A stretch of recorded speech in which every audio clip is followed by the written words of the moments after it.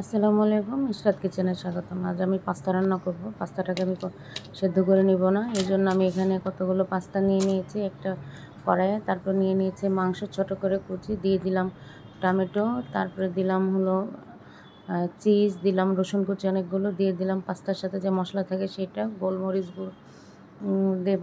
তারপর হচ্ছে আস্তে আস্তে চিলি ফ্লেক্স, লবণ, তারপর হচ্ছে এখানে আমি অরিগানি দিয়ে দেবো সামান্য একটু, আর দিয়ে দিলাম এখানে জাল দেওয়া লিকুইড দুধ পরিমাপ মতো দিয়ে, আর সেদ্ধ হওয়ার জন্য আমি এখানে দেবো পানি। তারপর আমি সবগুলো উপকরণগুলোকে একটু খুন্তি দিয়ে নাড়া দেবো।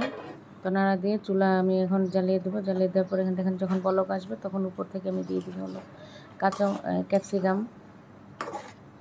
ক্যাপসিকামটা দিয়ে দেওয়ার পর এখানে আমি আপনাদের এই যে পাস্তাটা সেদ্ধ হয়ে গেছে আমার, সেটা দেখাচ্ছি। আরও এখন দিয়ে দিব হচ্ছে টমেটো সস। টেস্ট বাড়ানোর জন্য পাস্তায় যত উপকরণ অ্যাড করবেন খেতে কিন্তু তত সুস্বাদু হয়। এই পাস্তাটা খুবই চটজলদি আর কি হয়ে যায়। তো নামানোর আগে আমি এখানে ধনিয়া পাতা দিয়ে দিলাম। তো এই যে দেখেন পাস্তা কিন্তু অলমোস্ট ডান, এবং এটা 10 মিনিটের মধ্যে আপনি এই পাস্তাটা তৈরি করতে পারবেন। খেতেও কিন্তু খুবই সুস্বাদু হয়েছে, লুকটা কিন্তু অসাধারণ হয়েছে, তাই না?